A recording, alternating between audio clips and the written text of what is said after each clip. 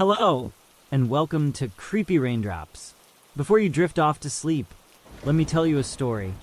A story that will help you relax and fall into a deep, peaceful slumber. Sit or lie down comfortably, and let the world around you slowly fade away. Tonight, I will take you on a journey through the woods, where the air is cool and the shadows of the trees stretch long.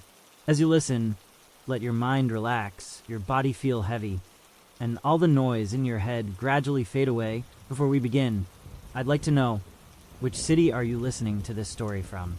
And what time is it there? I moved to a remote cabin in the Rocky Mountains, but at 3 a.m. every night, something knocks on my door. The decision to move to the Rockies seemed like the perfect escape. My name is Jason Turner. And after years of living in the chaos of New York City, I needed quiet. True, uninterrupted quiet. When I found the listing for a secluded cabin in a small Colorado town called Black Hollow, it felt like fate. The cabin was miles away from the nearest neighbor, perched on a wooded ridge overlooking an endless expanse of forest. During the day, it was breathtaking. The sunlight filtered through the pines, painting golden streaks on the walls, and the only sounds were the wind whistling through the trees and the occasional bird song. But at night, the place changed. It started on my third night there. The clock had just struck 3 a.m. I woke suddenly, heart pounding, though I wasn't sure why. At first, I thought it might have been a dream until I heard it. A knock. Soft at first, then louder. 3 precise knocks on the heavy wooden door. Knock, knock, knock.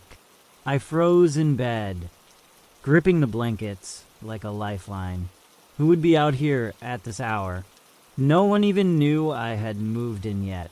The knocks came again, this time slower but harder, like whoever or whatever was on the other side wanted me to know they weren't leaving. When I finally worked up the courage to peek out the window beside the door, I was greeted by nothing. Just the pitch-black forest and the faint silhouette of the tree-line under the moonlight. The pattern repeated the next night. 3 a.m., the same deliberate knocks. And again, no one was there when I checked. By the 4th night, I began to dread the clock striking 3. The air seemed heavier after sundown, and every creak of the old cabin made my stomach twist into knots. I decided to set up an old motion sensor camera I had brought with me. If this was some local prank, I wanted proof. But deep down, I wasn't sure that's what I was dealing with.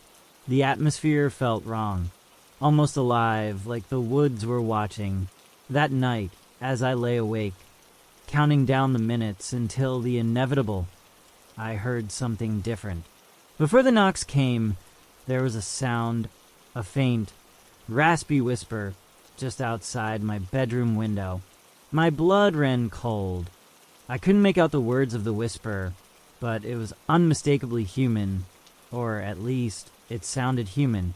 My heart hammered in my chest as I stayed perfectly still, straining to hear more. The whisper grew louder, closer, as if whoever, or whatever, it was knew I was listening. Jason, the voice rasped. I shot upright in bed, my breath caught in my throat. How did it know my name? My pulse thundered in my ears as the whisper faded, replaced by the familiar sound of knocking. This time it was louder, more forceful than before. Knock. Knock, knock. I grabbed the baseball, but I kept by the side of the bed and crept toward the door. My hands were slick with sweat as I peeked out the window again. The forest was as empty as ever, but the sensation of being watched was unbearable. My eyes darted from shadow to shadow, searching for movement. The knocking stopped. I stood there for what felt like hours, staring into the darkness, waiting for something to emerge, but nothing did. Finally, I backed away from the door, double-checking that it was locked. before retreating to my bedroom. Sleep was impossible. When the sun finally rose, I felt a strange sense of relief. Daylight seemed to wash away the fear, as if whatever haunted the nights couldn't exist under the sun. But I couldn't shake the memory of that voice. My name spoken in a tone that was both familiar and utterly foreign. I checked the footage from the motion sensor camera, hoping for answers. The video showed the front porch bathed in moonlight, but nothing moved. Then, at exactly 3 a.m., the camera glitched. The screen went black for several seconds before returning to normal. When the feed came back, the porch was empty. I replayed the footage over and over, but it was the same every time. The camera went dark precisely when the knocking started. It didn't make sense. The following day, I drove into Black Hollow to ask about the cabin. The town was small, with a single main street lined with weathered brick buildings and a general store that doubled as the local gathering spot. The owner, a gray-haired man named Earl, squinted at me as I described my experiences. "That old place," he said, rubbing his chin. "You're braver than most, moving up there alone." "Why?" I asked, my stomach tightening. Earl leaned in closer, lowering his voice. "That cabin's got history. People around here say it's cursed. Folks who've stayed there always leave in a hurry. Some don't leave at all." My mouth went dry. "What happened to them?" He shrugged. "Depends on who you ask. Some say it's the land, it's old, older than this town. Others think it's something else. Something that doesn't take kindly to strangers." I pressed him for details, but he waved me off, muttering about minding his own business. It was clear he didn't want to talk about it anymore. As I left the store, an elderly woman sitting on a bench called out to me. "You should leave that place," she said, her voice trembling, "before it's too late." The unease that had taken root in my chest grew heavier as I returned to the cabin. That night, I decided to stay up and confront whatever or whoever was behind the knocking. I armed myself with the bat and a flashlight, determined not to be a victim. As the clock neared 3 a.m., the air in the cabin seemed to grow colder. The silence was oppressive, broken only by the faint creaks of the wooden floorboards. Then, right on schedule, the knocking began. Knock, knock, knock. I didn't hesitate this time. I swung the door open, flashlight in hand, and shone the beam into the night. The porch was empty. The forest beyond was still and silent, the trees casting long, jagged shadows under the moonlight. "Who's there?" I shouted, my voice echoing into the darkness. There was no response, but the feeling of being watched was overwhelming. I stepped onto the porch, shining the flashlight in every direction. That's when I saw it. Bare footprints in the dirt, leading from the tree to my door. The prints were small, like those of a child, but they were fresh, the edges crisp against the earth. My stomach churned as I followed the trail. It led to the edge of the forest and stopped abruptly, as if the owner had vanished into thin air. I turned back toward the cabin, the flashlight beam shaking in my trembling hand. That's when I saw it. A figure stood in the doorway, silhouetted against the dim glow of the cabin lights. "Hey," I shouted, gripping the bat tightly. The figure didn't move. It was tall, its proportions just slightly off. The arms were too long, the head tilted at an unnatural angle. My blood turned to ice as it slowly raised one hand and knocked on the open door. Knock, knock, knock. The sound echoed through the night, louder than it should have been, as if it reverberated inside my skull. I stumbled backward, nearly dropping the flashlight. When I looked up again, the figure was gone. The next few days were a blur. I didn't sleep, didn't eat. I couldn't shake the image of that thing standing in my doorway. The whispers came more frequently, not just at night, but during the day as well. They were faint, always just out of earshot, but they were there. I tried to leave, packed my things, loaded them into the truck, and drove down the winding dirt road toward town. But no matter how far I drove, I always ended up back at the cabin. The road twisted and turned in impossible ways, looping back on itself until I was staring at the cursed place once again. Desperation took hold. I smashed the motion sensor camera, tore down the curtains, and boarded up the windows. If I couldn't leave, I would make it as hard as possible for whatever was tormenting me to get in. But deep down, I knew it wouldn't matter. The knocking continued, louder and more insistent each night. The whispers grew bolder, saying my name over and over again in voices that ranged from childlike to guttural. I don't know how much longer I can take this. On the seventh night, I gave up trying to fight sleep. My body was too exhausted to resist. I figured if it was going to happen, it would happen whether I was awake to see it or not. The night was bitterly cold despite the crackling fire. I kept alive in the old stone hearth. The flames danced against the walls, casting shadows that seemed to stretch and twist in unnatural ways. Sometime after midnight, I drifted off in the chair by the fire, bat still clutched tightly in my hand. My dreams were uneasy. I saw the forest, the cabin, and the dark figure that had stood in my doorway. Its features were clearer in the dream. Its skin was pale and stretched too tightly over its skull. Its eyes dark hollows that seemed to pull me in like whirlpools. Its mouth didn't move, but I heard it speak. "You don't belong here." I woke with a jolt, gasping for air. The fire had burned low, leaving the room in near darkness. My grip on the bat had loosened, and it lay on the floor by my feet. The clock on the mantel read 2:59. I didn't want to look. I didn't want to hear it, but I couldn't stop myself. As the second hand ticked toward the top of the hour, the air grew colder. I could see my breath hanging in the air like smoke. And then it began. Knock, knock, knock. I stayed in the chair, staring at the front door.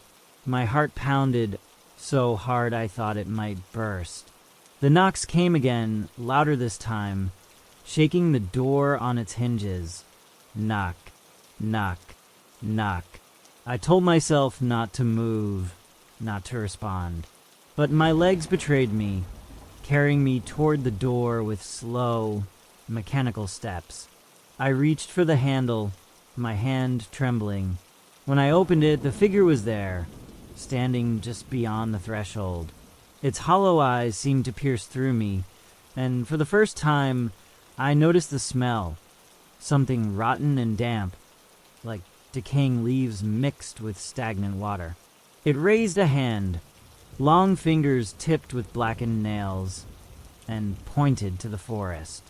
"Come," it said in a voice that was both a whisper and a roar. I shook my head, stumbling back into the cabin. The figure stepped forward, crossing the threshold, and for a brief moment I thought it was going to grab me, but it stopped. It couldn't come inside. I slammed the door shut and bolted it, backing away until my back hit the far wall. I stayed there, staring at the door, until the first light of dawn crept through the cracks in the boarded windows.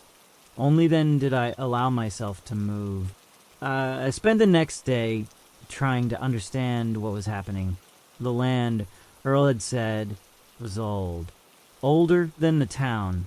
older than anything I could comprehend.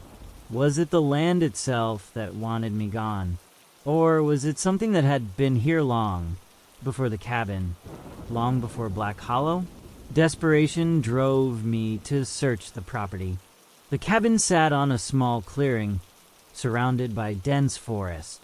There was an old well out back, half collapsed and covered with moss. I peered down into its depths, but the darkness swallowed the light from my flashlight. I found something strange buried beneath the cabin, a collection of objects wrapped in decaying cloth and bound with twine. There was an animal skull, a bundle of dried herbs, and a small wooden carving of a figure that looked eerily similar to the one I had seen at the door. I didn't know what to do with the objects, but something about them felt wrong, like they were part of whatever was happening here. I decided to leave them where I found them, unwilling to disturb them further. That night, the knocking didn't come.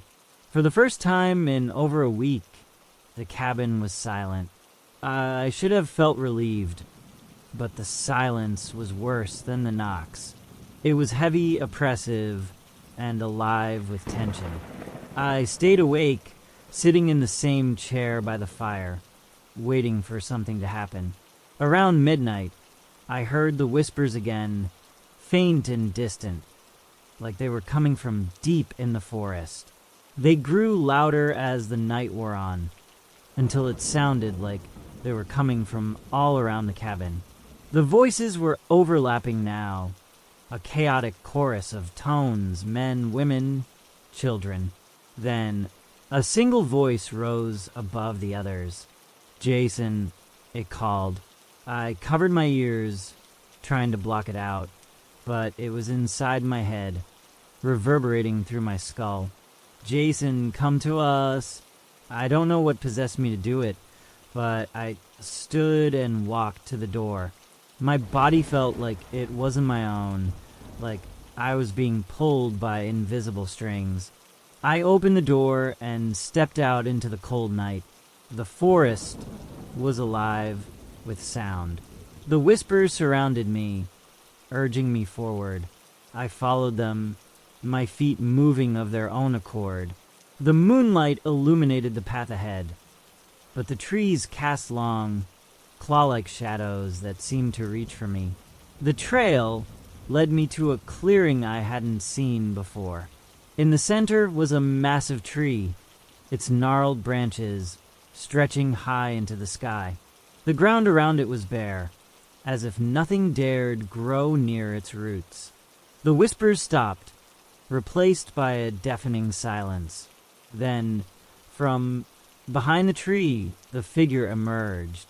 It was larger now, its form shifting and flickering like a shadow cast by an unseen flame. "You should not have come here," it said. Its voice was a low rumble, filled with anger and something else, something ancient and hungry. "What do you want from me?" I shouted, my voice shaking. The figure didn't answer. Instead, it raised a hand and pointed to the ground. The earth began to tremble, and a crack opened beneath the tree, releasing a foul stench that made my stomach churn. I stumbled backward, but the ground gave way beneath me, and I fell into the darkness. When I woke, I was back in the cabin, lying on the floor by the hearth. The fire was out, and the room was freezing. The objects I had found beneath the cabin were arranged in a circle around me, as if someone or something had placed them there. The knocking started again that night, louder and more insistent than ever. I don't think it's going to stop. I don't think I can stop it, and I don't think I'll survive another night. The knocking didn't stop that night.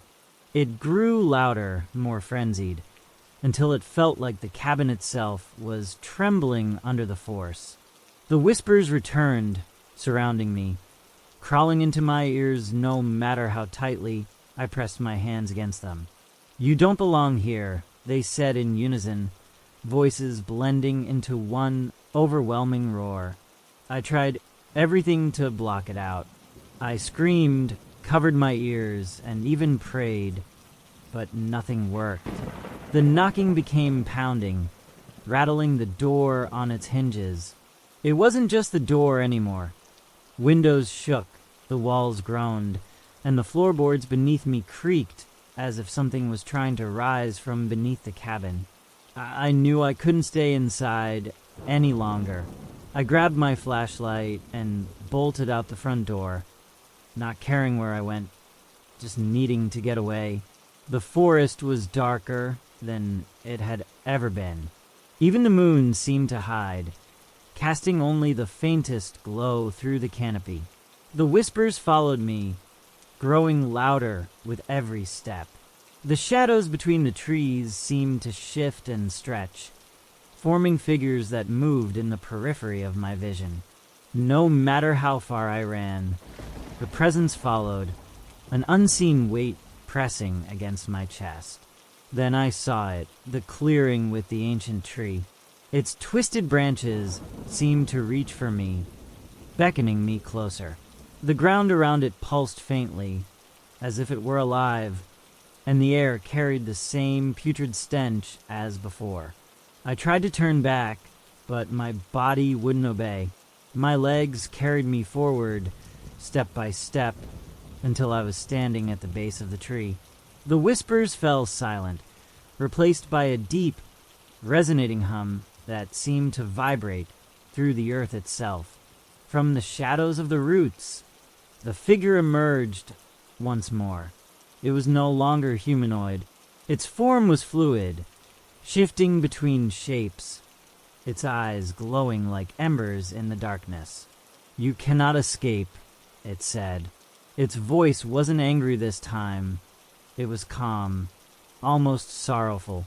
"The land has claimed you." The ground beneath me began to shift.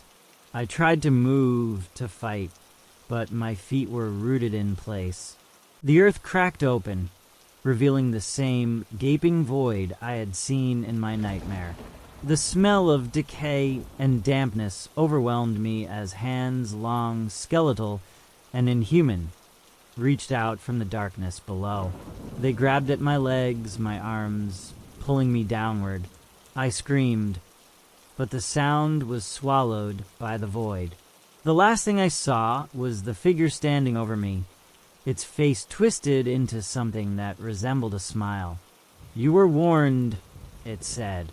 Then the darkness consumed me. When the townsfolk from Black Hollow ventured up to the cabin weeks later, they found it abandoned. My belongings were scattered, the front door hanging open. The inside of the cabin was covered in scratches and symbols no one could explain, and the strange objects I had unearthed were arranged in a perfect circle on the floor. They never found me, but the knocking continued. Even after the cabin was abandoned, hikers and campers in the area reported hearing it. 3 knocks, always at 3 a.m., echoing through the forest. Some say it's the land reclaiming what belongs to it. Others say it's a warning, a reminder to stay away. And sometimes when the wind is just right, the whispers carry through the trees. A single name, faint but clear. I work the night shift at a small diner in Arizona. There's a customer who never leaves. The clock strikes 2:14 a.m. The faint hum of fluorescent lights buzzes above me as I stand behind the counter, wiping down coffee mugs that probably won't see another refill tonight. Rosie's Diner, open 24/7, isn't exactly bustling at this hour, but that's how I like it. The place smells like day-old bacon grease, cheap coffee, and a hint of something metallic I can't quite place. Outside, the desert stretches for miles under a moonless sky, the highway empty except for the occasional pair of headlights speeding past. In the far corner, booth number 5 is occupied, same as it's been every night this week. A man sits there, his face mostly obscured by the shadows. He wears a wide-brimmed hat pulled low, a dusty leather jacket, and a pair of scuffed boots that look older than this diner itself. His posture is unnervingly stiff, like he's waiting for something or someone. I haven't seen him eat, or drink, or sleep. Each night he orders the same thing, a cup of black coffee, no sugar, no cream. And each night it sits untouched, going cold as the minutes crawl by. I thought about asking him if everything was okay, but something about him makes my throat tighten every time I try. Tonight, the air feels heavier than usual, thick with a strange tension I can't quite name. I glance at the wall clock again. 2:16 a.m. now. Just then, the bell above the door jingles, startling me. I whip my head around, but no one's there. Booth number 5 creaks as the man shifts in his seat. I don't know why, but I can feel his eyes on me, even though I'm not looking at him. A chill runs down my spine, and my grip tightens on the mug I'm holding. I don't think I can avoid him much longer. I stood frozen behind the counter, the faint jingling of the door's bell still echoing in my ears. The man in booth 5 hadn't moved much since the first time he showed up 3 nights ago, but tonight something felt different. I could feel it in the way the diner seemed to hold its breath. Even the old clock above the pie cabinet ticked slower, each sound like a hammer driving nails into the stillness. I took a deep breath, steadying myself. The diner was empty except for him, and the idea of approaching him sent a ripple of dread through my chest. But there was something I couldn't ignore anymore. I had to ask. Grabbing a pot of fresh coffee, I stepped out from behind the counter. My sneakers squeaked on the linoleum floor as I crossed the room, the sound unnaturally loud. Booth 5 was in the farthest corner, near the windows that overlooked the endless stretch of desert. The man didn't look up as I approached. "Top you off?" I asked, keeping my voice light, casual. He didn't answer. His hat cast a deep shadow over his face, but I could just barely make out the curve of his jaw. His skin was pale, almost waxy, and I noticed something strange. He wasn't breathing. Not visibly, at least. The cup of coffee in front of him was still full, just like it had been the past 3 nights. I set the pot down on the table, trying to fight the trembling in my hands. "Listen," I said, forcing a weak smile. "You've been here a while. Everything okay? Do you need anything?" He didn't respond, but his head tilted slightly, and for the first time I noticed his hands.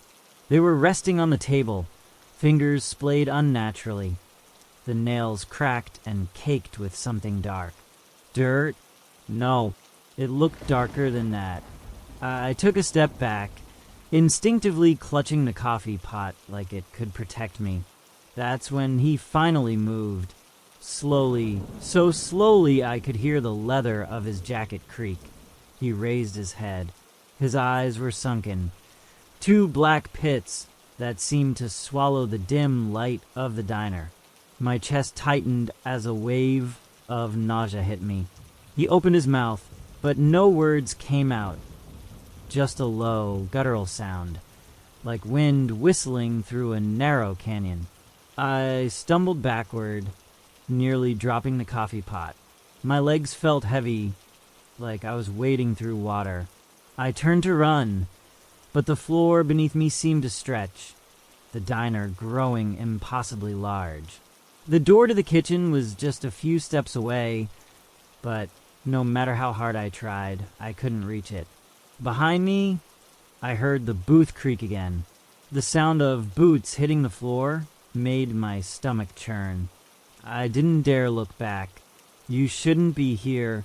The voice was low and gravelly, like it hadn't been used in years. It echoed around the diner, making it impossible to tell where it was coming from. I froze, my breath hitching. Slowly, I turned around. The man was standing now, towering over the booth. His hat was gone, revealing a head of matted, greasy hair. His face was wrong. The features didn't align, as if someone had taken a human face and rearranged it in a way that didn't quite make sense. His mouth twisted into a grimace, and his black eyes seemed to glimmer with something cold and ancient. "I asked you a question," he said, his voice sharper now. "Why are you here?" "This is my job," I stammered, clutching the coffee pot to my chest. I work here." The man tilted his head again, his expression unreadable. "Not tonight. Tonight. This place isn't yours." The lights above me flickered, and for a moment, everything went dark. When they came back on, the diner looked different. The red vinyl seats were torn, oozing stuffing onto the floor. The walls were cracked, yellowed with age, and the smell of decay filled my nostrils. I stumbled back, nearly tripping over my own feet. The man stepped closer, his boots leaving dark, wet prints on the floor. I tried to move, but my body wouldn't obey. I was rooted to the spot, paralyzed by a fear I couldn't explain. "You shouldn't have stayed," he said, his voice echoing unnaturally. "You don't belong here anymore." The words didn't make sense, but there was no mistaking the threat in his tone. My heart pounded in my chest as I struggled to speak. What do you mean?" I finally managed to choke out. The man didn't answer. Instead, he reached into his jacket and pulled out something small and shiny. It took me a moment to realize it was a pocket watch. He held it up, letting it dangle from a long, tarnished chain. The watch began to tick, loud and deliberate, each sound like a drumbeat in my ears. The air grew heavier, pressing down on me like a weight. My vision blurred, and the edges of the room seemed to warp and twist. "I'll give you one chance," the man said, his voice like gravel. "Leave now and don't come back. Or stay, and see what happens when the clock runs out." The ticking grew louder, faster, like it was counting down to something. I didn't wait to find out what. Dropping the coffee pot, I turned and bolted for the door. My legs felt like lead, but I forced myself to move, every step a struggle against the oppressive air. Just as I reached the door, the lights flickered again, plunging the diner into darkness. I felt a hand brush against my shoulder, cold and clammy. A scream tore from my throat as I shoved the door open and stumbled out into the night. The desert air hit me like a slap, sharp and cold. I didn't stop running until I was halfway across the parking lot. When I finally dared to look back, the diner was gone.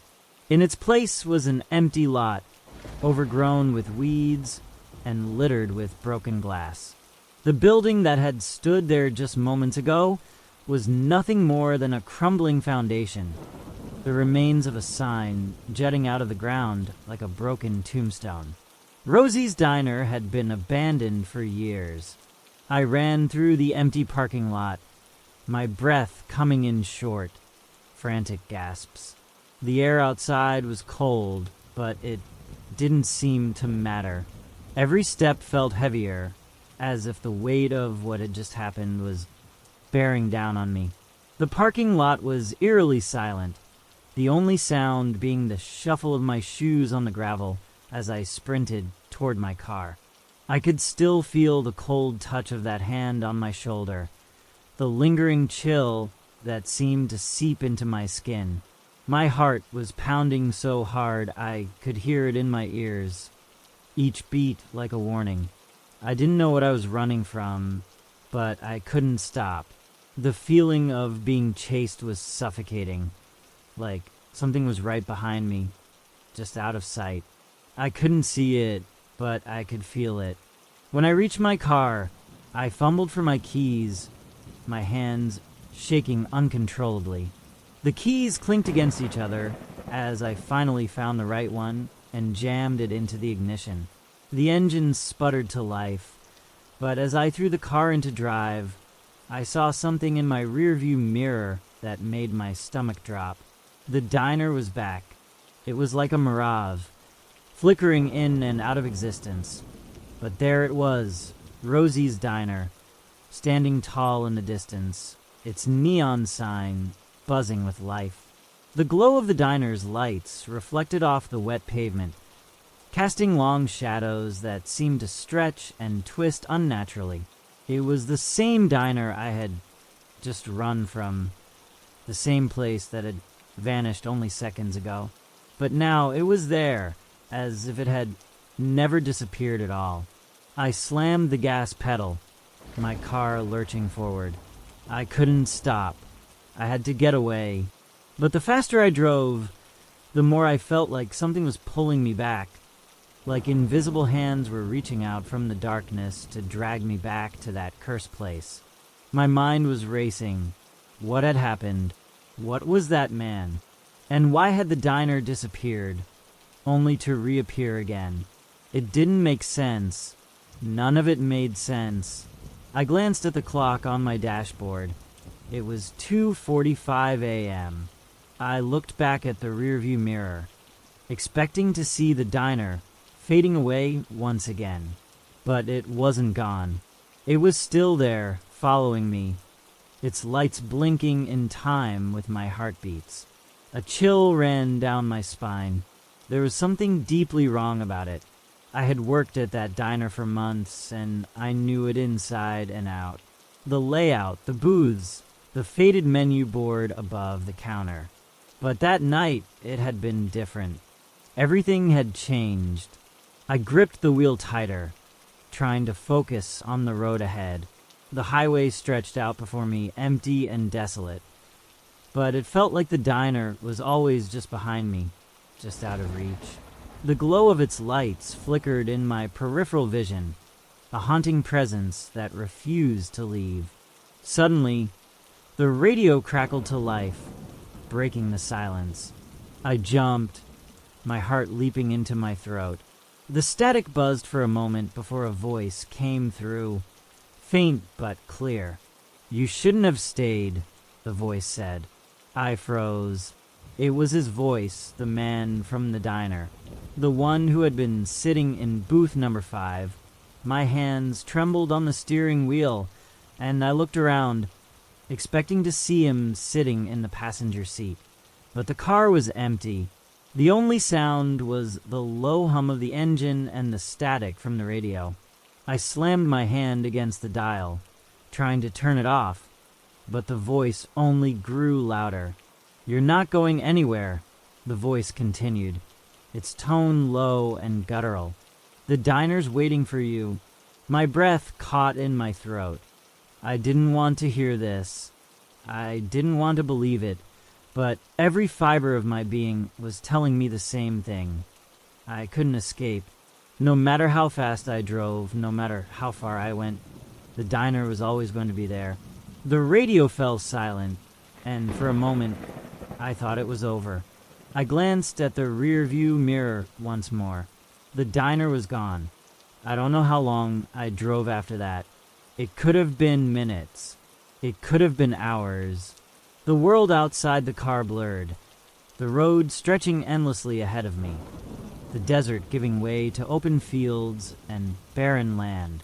My mind was a whirlwind of confusion and fear, but there was something else there too, something gnawing at me, a feeling deep inside that something wasn't right. I pulled over to the side of the road, my tires crunching over the gravel. My hands were still trembling, my heart racing, but I forced myself to take a deep breath. The silence was deafening. I rolled down the window, hoping the cool air would help clear my head. The desert night stretched out before me, empty and silent, just as it always had been. But I wasn't alone. The sound of footsteps echoed from the darkness, slow and deliberate, like someone was walking toward me. I turned, but saw nothing but the endless stretch of dirt and scrub. My pulse quickened, my breath catching in my throat. The footsteps grew louder, closer. Then, from the edge of the darkness, I saw him. The man. He was walking toward me slowly, his shadow stretching long across the desert floor. His face was still obscured by that wide-brimmed hat, but I could feel his eyes on me, like they were burning into my soul. I wanted to run. I wanted to scream, but I couldn't move. The man stopped just a few feet away, his presence looming over me like a dark cloud. I could see his boots now, caked in dust and dirt, the soles worn down from years of use. His jacket flapped gently in the breeze, and the air around him seemed to grow colder with each passing second. "You can't escape," he said, his voice low and raspy, like it was coming from the depths of the earth itself. "You're already part of this place." I shook my head, trying to deny it, but deep down I knew he was right. The diner had never left. It had always been here, lurking just out of sight, waiting for me to return. His hand reached out, and for the first time I saw what he was holding, the pocket watch. The same tarnished watch he had shown me in the diner. The ticking grew louder, echoing in my ears, faster now, more frantic, like it was counting down to something terrible. "I gave you a choice," he said, his voice growing colder. "You chose wrong." Suddenly, the air around me seemed to shimmer. The world began to twist, the ground beneath me buckling and shifting like it was made of sand. The sky above darkened, and the distant stars blinked out one by one. I tried to move, to scream, but no sound came. The ground beneath my feet gave way, and I fell into the darkness. And then, just as suddenly as it had started, everything stopped. I opened my eyes to find myself back inside the diner. The booth was empty. The neon sign buzzed in the distance. The clock on the wall ticked slowly, its hands frozen at 2:45 a.m. I looked around, but there was no sign of the man. No footsteps, no whispers. It was just me, alone, or so I thought.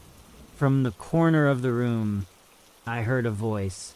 "You shouldn't have stayed," it said. I stood there, my body trembling, my mind struggling to process what had just happened. The diner, once so familiar, now felt like a cage, its walls closing in on me. The hum of the fluorescent lights was louder than ever, and the air was thick with an oppressive silence that felt suffocating. I wanted to run, to escape, but the door that should have been there was nowhere in sight. I turned around, scanning the room, half expecting to see the man in booth 5, waiting for me as he always had. But the booth was empty. The seat was perfectly still, the coffee cup untouched.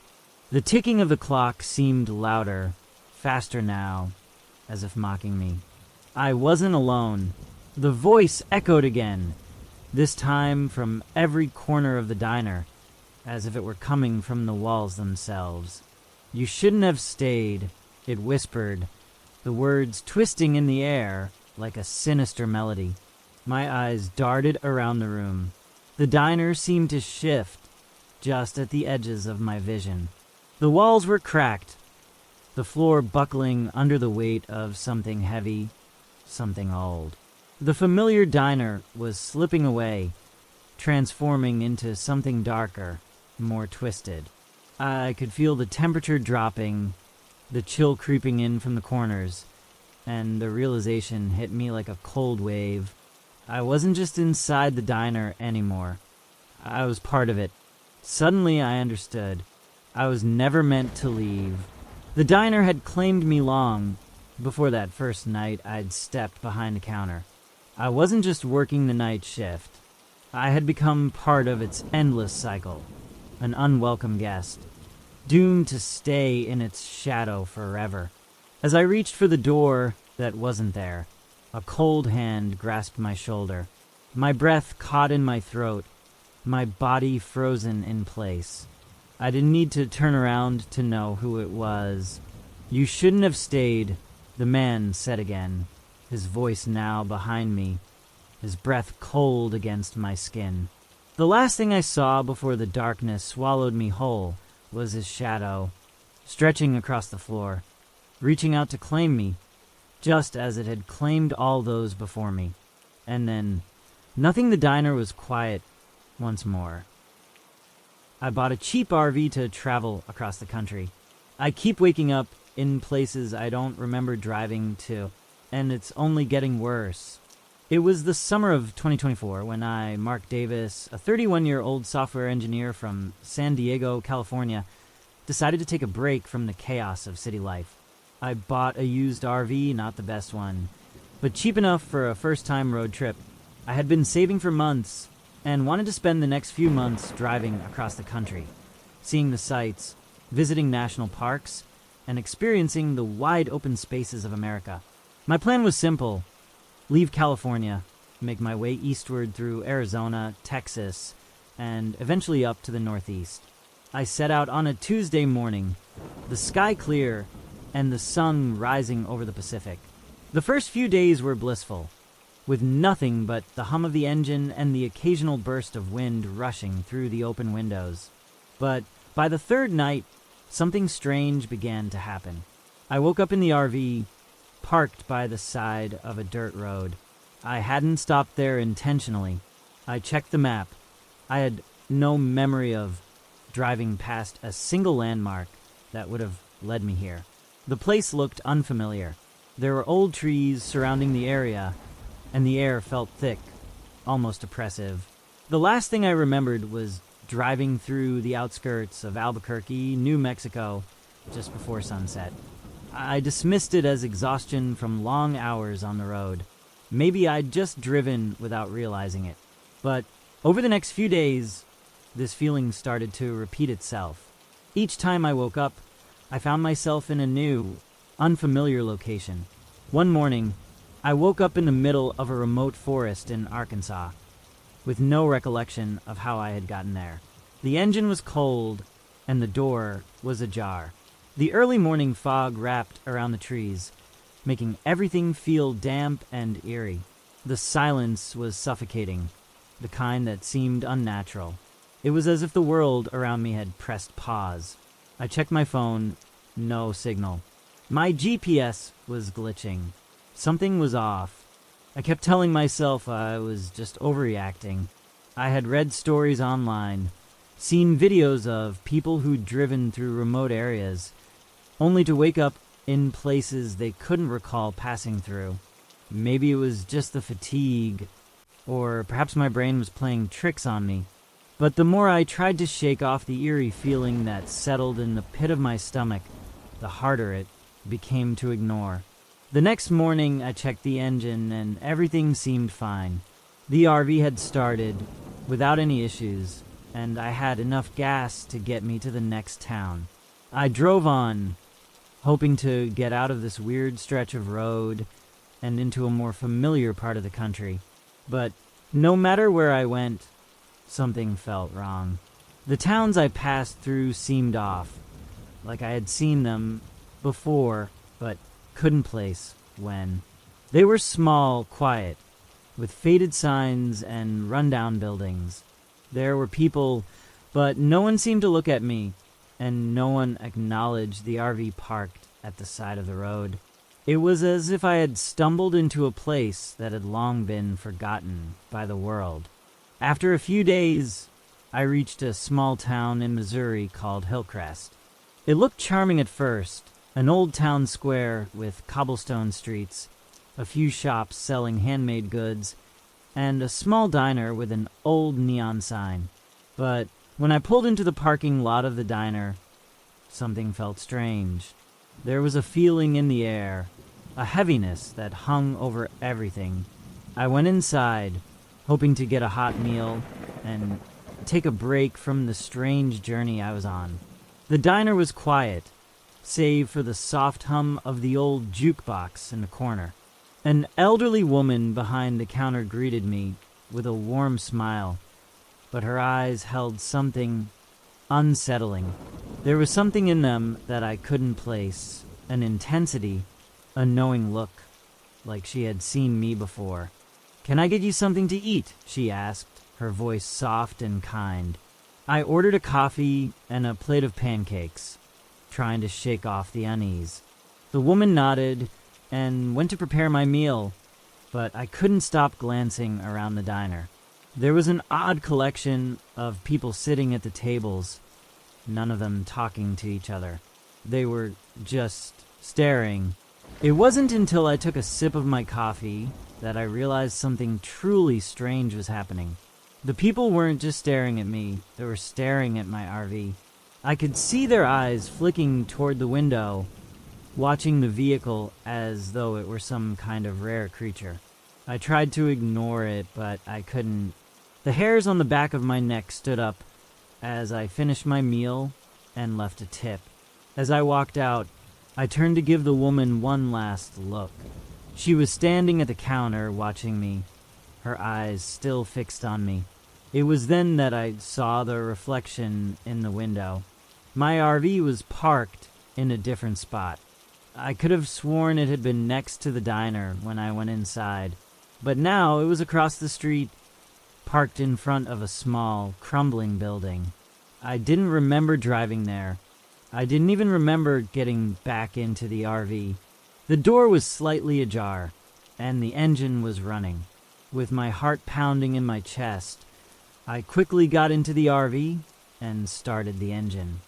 I wasn't sure if I was more terrified of the people in the diner or the RV itself.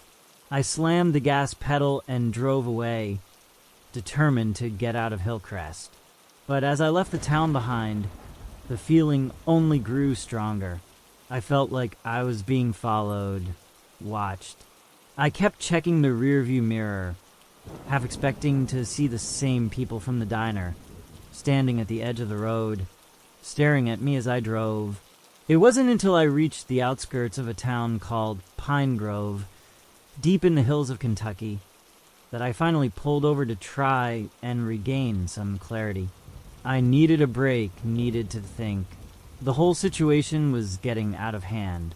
I parked the RV in a small clearing just off the highway, hoping for some quiet time. The sun was beginning to set, casting long shadows across the landscape. I walked out of the RV and stretched, taking in the quiet forest that surrounded me. It felt like a safe place, calm, serene, the kind of place where you could forget about everything else. But as I stood there looking around, something caught my eye. In the distance, deep in the trees, I could make out a figure standing just outside the tree line.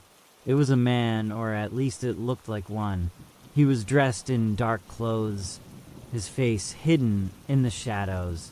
He stood completely still, just watching. I froze, my heart pounding in my chest. The man didn't move.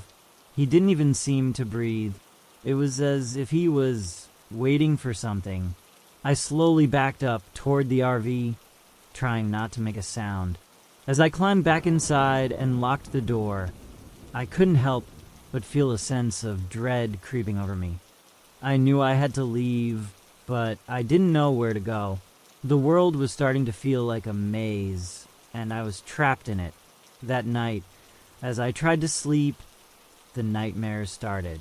I would wake up in the RV, but it wasn't the same place I had fallen asleep in.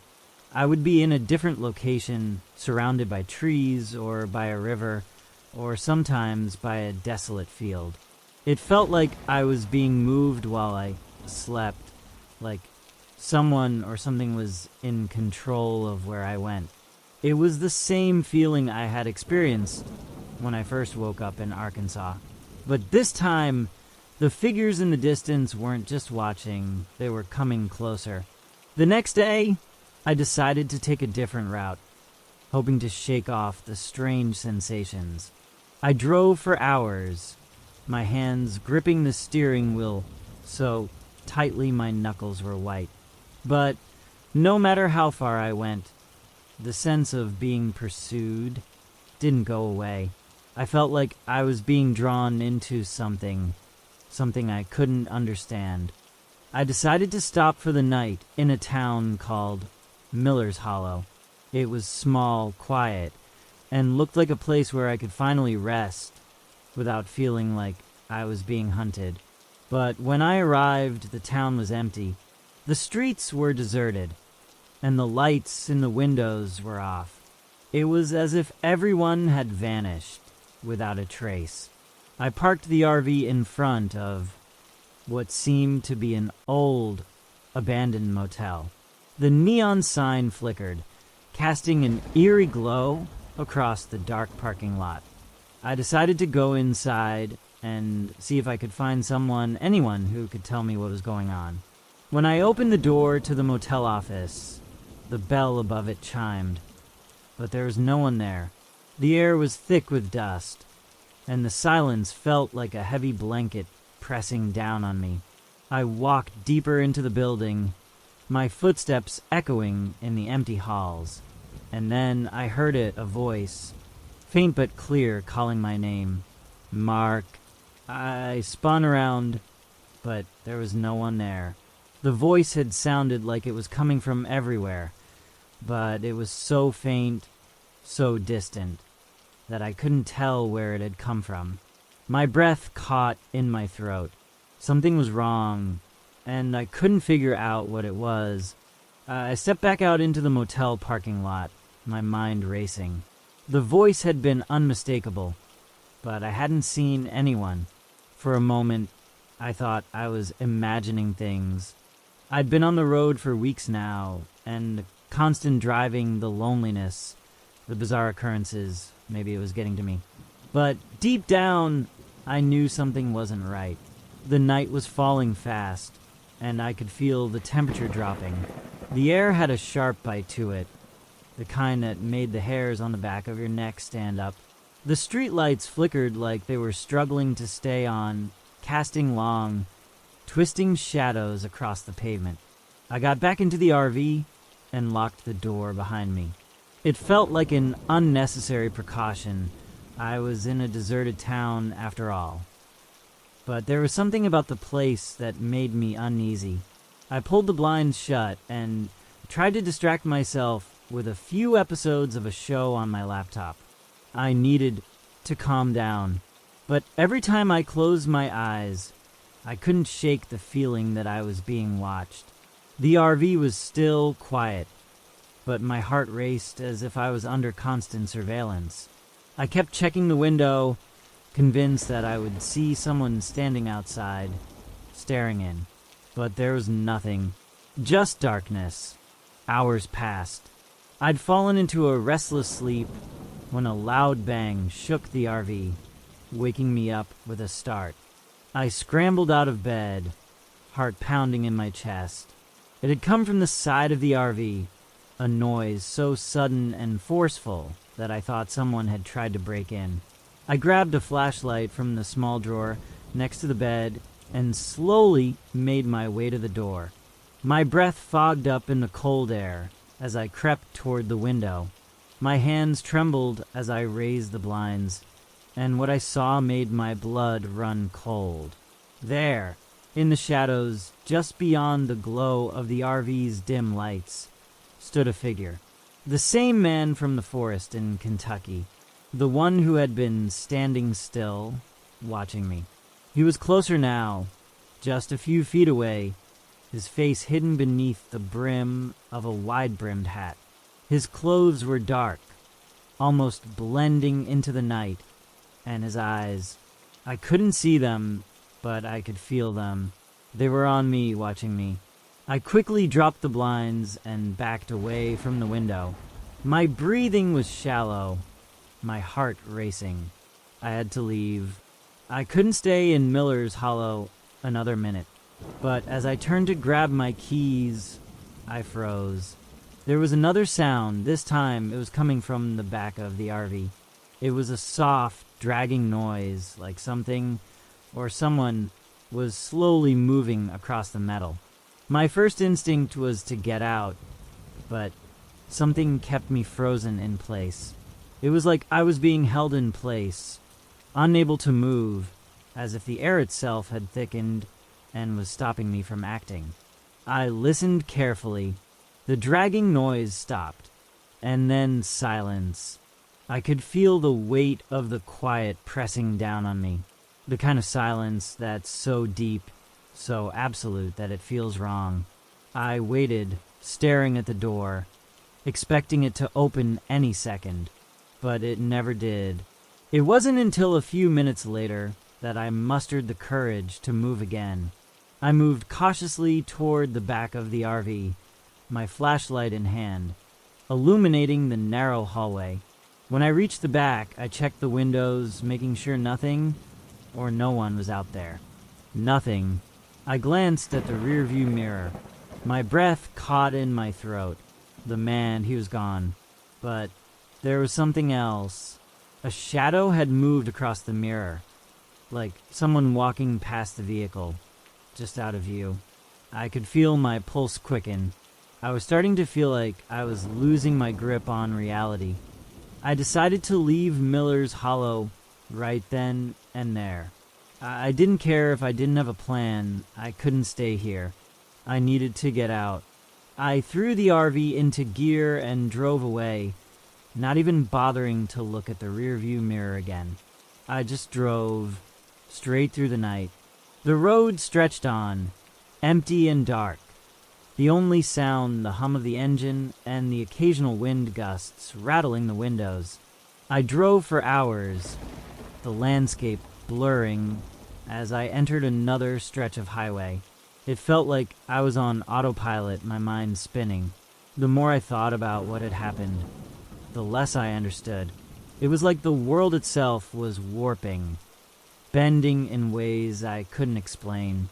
I felt as if I were drifting through a dream, unable to wake up. As the sky began to lighten, I found myself approaching another small town. The sign read New Hope. It felt like a strange coincidence. Was this some kind of sick joke, or was it something more? I pulled over to the side of the road, unable to ignore the gnawing feeling in my gut.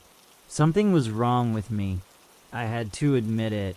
The whole trip, the strange places, the strange people, maybe I was just unraveling. I needed help. But as I sat in the RV, the weight of everything crashing down on me, I couldn't bring myself to get out.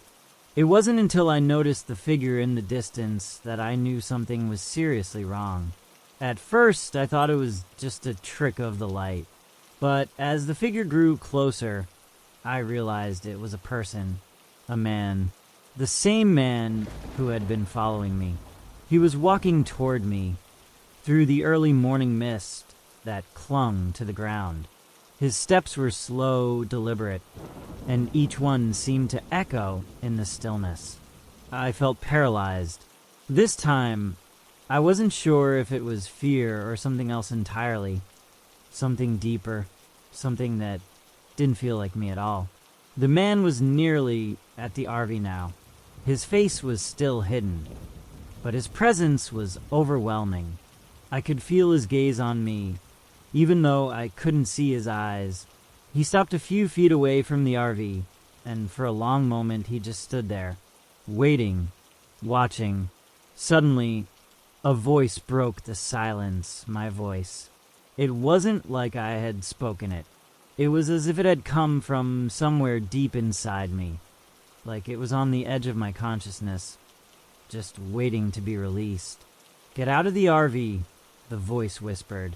My heart stopped. I didn't want to get out, but it was as if I couldn't control my body anymore. My hands gripped the door handle, and before I could stop myself, I was stepping out into the morning mist. The man, didn't move. He didn't say anything, but somehow I knew what was going to happen next. I was going to follow him. Wherever he led me, I didn't have the strength to resist. I stepped into the fog, the world around me growing dimmer, quieter, as if I was slipping further away from reality. The man turned and began walking, his steps leading me down a narrow, hidden path. And as I followed, the air grew colder. The mist thickened, and I realized too late that there was no going back. I followed the man down the misty path, the world around me beginning to shift, warp in ways I couldn't explain. The fog clung to the trees, hanging thick like a shroud, blocking out the distant landscape. The silence pressed in on me, the only sound being the crunch of dead leaves beneath my feet as I walked behind the figure. His pace was slow, steady, as if he was certain of where he was going, while I stumbled in his wake, unable to stop moving. The air felt different here, heavier, colder. It was as if the temperature had dropped several degrees in the past few minutes, and the weight of the atmosphere was pressing down on me, making every breath a struggle. I wanted to call out, to break the silence, but my voice was locked in my throat. The man had not turned once to look at me, but I could feel his presence in every step I took. The sensation of being watched was overwhelming. Eventually, the path narrowed and began to wind around dense trees, their twisted branches reaching out like skeletal hands. The fog seemed to grow thicker with each step, and I found myself disoriented, unable to tell how long I had been walking or where I was going. I tried to focus, to remember where the RV had been, but it felt as though the world was slipping away from me. Finally, after what felt like an eternity of walking through the fog, the figure stopped. He turned slowly to face me, but still, I could not see his face. The shadow of his hat and the fog obscured his features, and yet I could feel his eyes on me. There was a sense of familiarity to him, as though I had known him forever, yet I had no recollection of ever having met him before. He spoke, his voice low and gravelly, like a whisper carried by the wind. "Do you know where you are?" I opened my mouth to respond, but nothing came out. I shook my head, trying to form the words, but the fog was swallowing them up before they could escape. I didn't know where I was. I didn't even know how I had gotten here. The man took a step forward, his presence overwhelming. "You are lost, Mark," he said, his voice cutting through the silence like a knife. "But it's not just the road that has led you here. It's something else." The words echoed in my mind, the meaning twisting and turning like a puzzle I couldn't solve. "What do you mean?" I asked, finally able to speak. He reached up slowly, pulling his hat off his head. As he did, I expected to see a face, any face, but there was nothing. Just darkness. It was as though the space beneath his hat was an endless void, a black hole that swallowed all light. I froze, my heart hammering in my chest. This wasn't possible. I had seen him before. I had heard his voice, but now there was nothing. It was like staring into the abyss itself. My knees went weak, and I stumbled backward, my body trembling in fear. "You're not alone here, Mark," the man's voice rang out again, this time deeper, more menacing. "You're never alone, and you never will be." I turned to run, panic surging through my veins, but my legs wouldn't cooperate. It was as though the ground beneath me had become soft, treacherous, like quicksand. With every step I took, I sank deeper into the earth, the mist closing in around me. I reached out, desperate to grab hold of something, anything, but there was nothing to grasp. The fog had swallowed everything. Suddenly, I felt a hand on my shoulder, cold as ice. I jerked around, but there was no one there. The pressure of the hand remained, as if something invisible was holding me in place. "Why are you running, Mark?" the voice whispered in my ear, sending a chill down my spine. "You wanted this. You chose it." I gasped, trying to break free, but the grip tightened. "I didn't choose this," I shouted, my voice hoarse with panic. "I just wanted to leave. I wanted to get away from all of this." The figure's voice grew quieter, almost soothing. "It's too late for that now." The fog thickened around me, and I could feel the ground beneath me shift, changing, pulling me in different directions. The trees seemed to stretch and contort, their branches clawing at the air like the hands of something ancient. I looked around frantically, trying to find a way out, but there was none. I was trapped, caught in the grip of whatever this place was.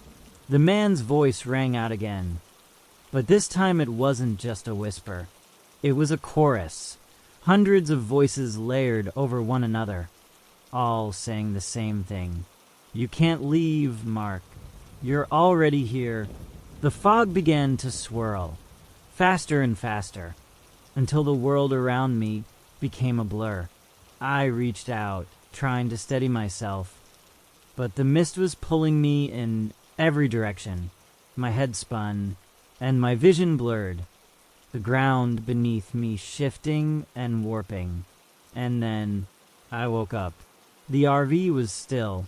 The engine was off. The sun was setting outside the window, casting a dim orange glow across the interior. I was lying in my bed, sweat coating my skin, my breath ragged as if I had just run a marathon.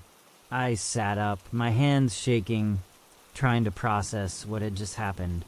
It had been a dream, or was it? I glanced around, my eyes darting over the familiar interior of the RV, but something felt off. The air was still heavy with an unshakable tension, like something was lurking just beyond my vision, just beyond the edge of reality. I stood up, trying to steady myself, but the sense of unease didn't go away. My head felt foggy, like I was still trapped in that strange, twisting landscape.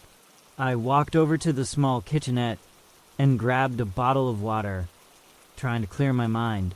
But when I looked out the window, my blood ran cold. There, standing just outside the RV, was the man. He was watching me. His face was still hidden beneath the brim of his hat, but his presence was undeniable. The same feeling from before washed over me. The sensation that I was being watched, that I was being drawn into something that I couldn't escape. His dark figure stood motionless in the fading light, his presence a silent promise that this nightmare wasn't over. It had only just begun. I stumbled back, my heart pounding in my chest. I tried to tell myself it was just a coincidence, that it was just my mind playing tricks on me after the nightmare I had just experienced. But deep down, I knew that wasn't true.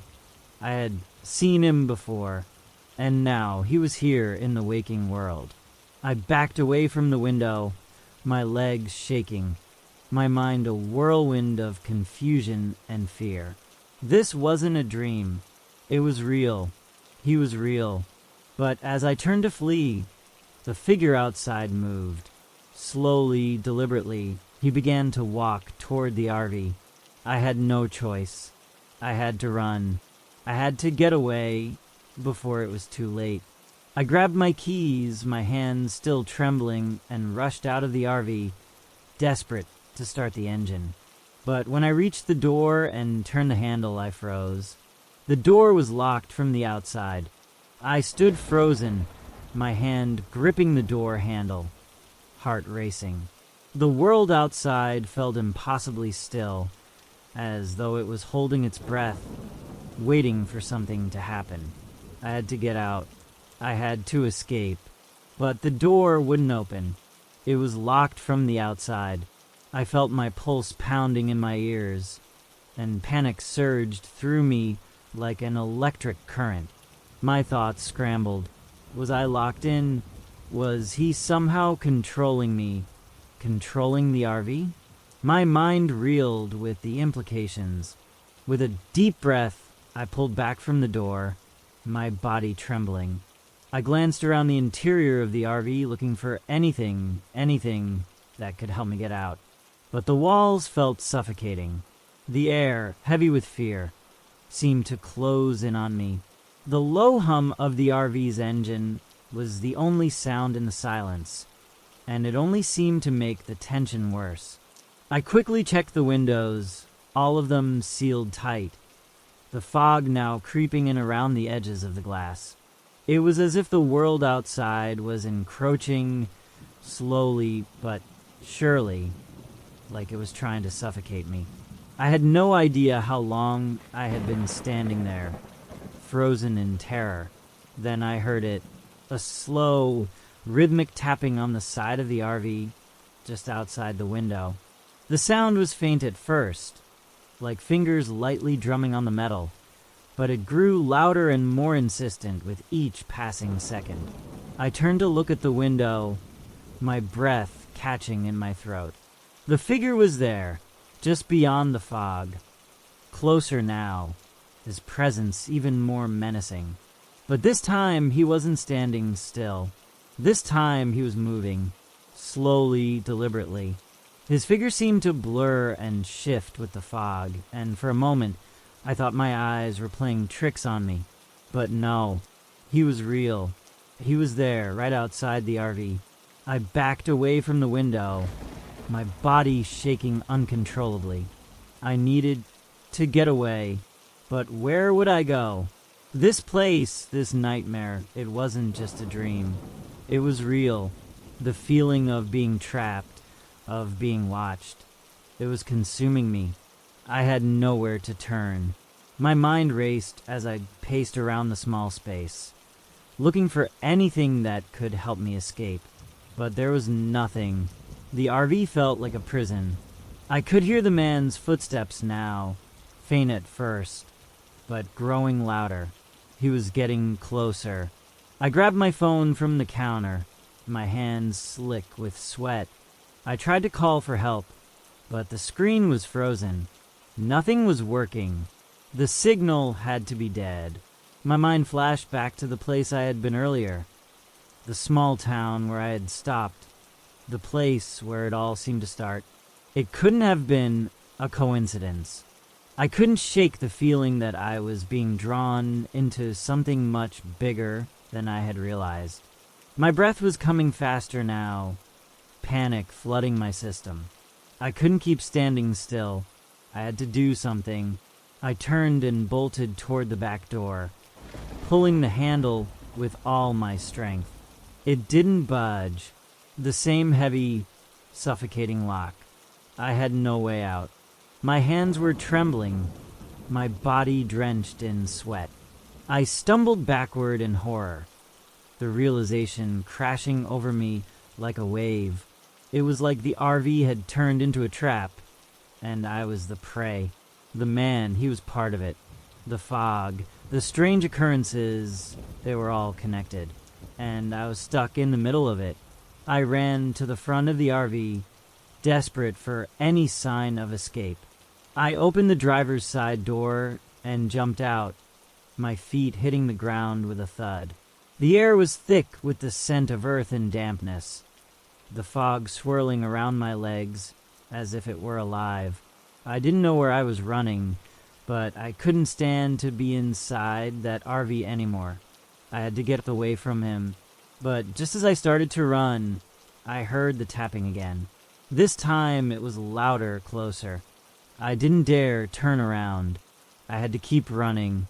My legs felt like lead, but I pushed myself forward, my breath coming in ragged gasps.